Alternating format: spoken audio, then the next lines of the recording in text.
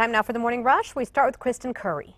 Good morning. Not looking at anything in the way of falling rain or snow today. We're actually going to get plenty of sunshine in here, and this will continue as we get into tomorrow. Temperatures struggling to warm up. We'll be in those low 40s today, those mid to upper 40s coming back Tuesday. Sarah? In just hours, the Senate is scheduled to vote to try to open the government back up.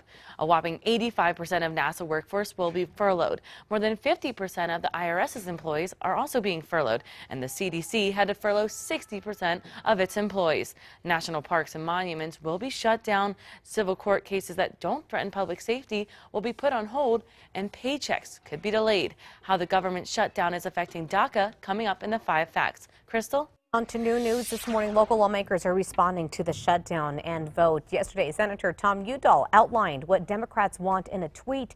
He says they're looking to fund the military and government for more than just a few weeks and wants the president to pass legislation for DACA. Senator Martin Heinrich also tweeted taking on the president and Senator Mitch McConnell. He says their solution to everything hard is to change the rules or cheat. He then said the answer is bipartisanship. Also new this morning, tax refunds could be delayed because of the government shutdown. During the last shutdown in 2013, more than 90% of IRS workers were furloughed. That led to the delay of $2.2 billion in refunds. Of course, we'll continue to follow the very latest when it comes to the government shutdown on air, online, and on our KRQE News app. On to news, new at 6. Vice President Mike Pence says the U.S. will open its embassy in Jerusalem next year ahead of schedule. He made the announcement while addressing the Israeli parliament this morning. Pence defended the controversial decision to recognize Jerusalem as Israel's capital, which has been condemned by the Palestinians and their Arab allies. The embassy is expected to open at the end of 2019. Happening today, the man who police say led officers on a wild chase in a stolen RV is expected to be on trial for another case soon. 40-year-old David Barber is set to go to trial for a crime that he allegedly committed in 2016. It does include 13 charges surrounding damage to property and a stolen car. We'll let you know what happens in court. Also today, one of the suspects accused in the mutilation and murder of a man is expected back in court. Mitchell Overhand, Chase Smitherman, and Mariah Ferry are accused of kidnapping a man in August and showing him a picture of his mutilated and dead friend, John Soika. Today, Smitherman is expected back in court for a motion hearing from his defense. They're expected to discuss witness list and possibly excluding scientific evidence. We'll stay on top of the story for you as well. Happening today, we could learn more this morning about a person found dead Sunday morning. Bernalillo County detectives say the body was found near a ditch in the area of Montano and Edith. Deputies say there is no obvious signs of trauma to the body, but they are investigating this as suspicious. No other details are released at this time. We'll let you know when we do learn more about it. Also today, we're expecting to learn more about what sparked a fire in northwest Albuquerque and if anyone was hurt. Viewer Monica Sanchez sent us these photos showing the smoke coming from a shed fire along Montano near 9th Street yesterday afternoon. It shut down Montano from 4th all the way to 12th as firefighters battled that blaze. We'll keep following this story for you, let you know what does develop.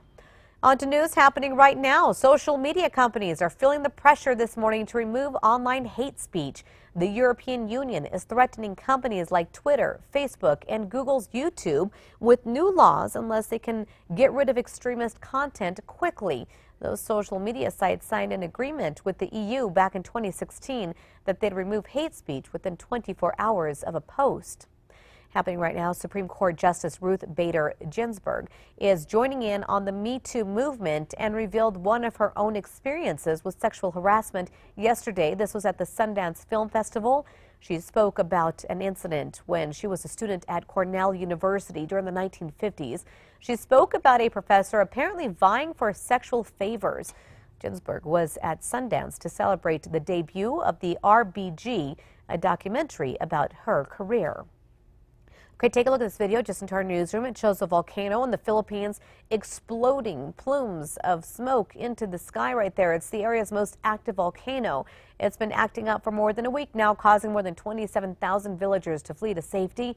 Authorities have now raised the alert level to 4 on a scale of 5, which means an actual eruption is possible within days.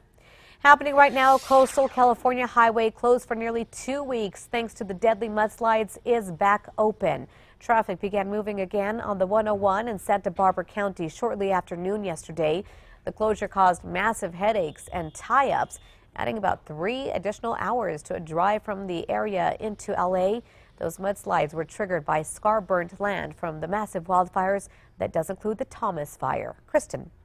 Today's Metro Threat Index added 2. Just looking at the numbers, it is going to be a very cold start, chilly afternoon, breezy conditions at times coming out of the northwest, 10 to 20 miles per hour. Crystal? And the Me Too movement was the topic at the Screen Actors Guild Awards in LA yesterday. Most women at the show wore black to stand up against sexual harassment.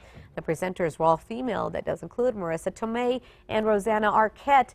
They are among the dozens of women who have accused disgraced producer Harvey Weinstein of sexual misconduct. On to new facts for you this morning. A new policy statement is now issued from the American Academy of Pediatrics.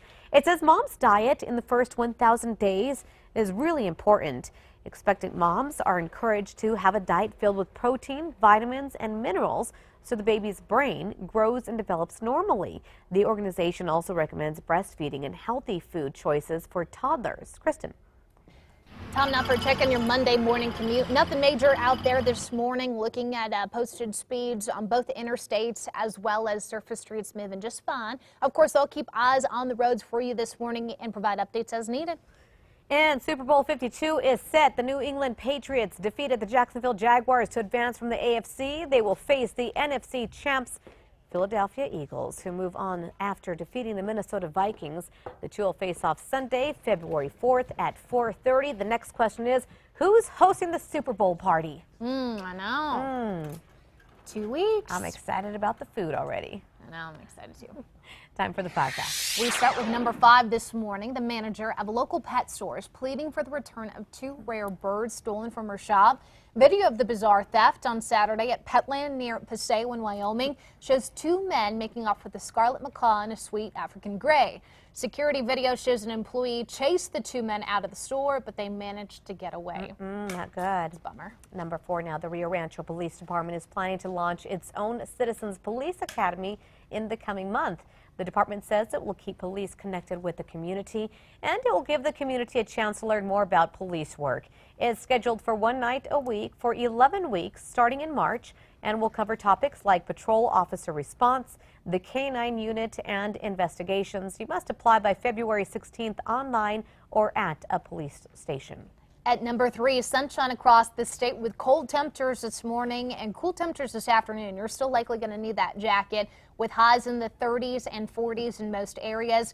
50s and sunshine come back by Wednesday. Number 2 now, the snow and freezing temps are still being blamed for some difficult driving spots around New Mexico. NMDOT is naming 2 on the interstates near Gallup and Raton Pass this morning, but areas in the East Mountains could still be a little tricky. On I-40 near Cedille Hill, this is what things look like over the weekend. The icy roads there even caused a semi-trailer to end up on its side.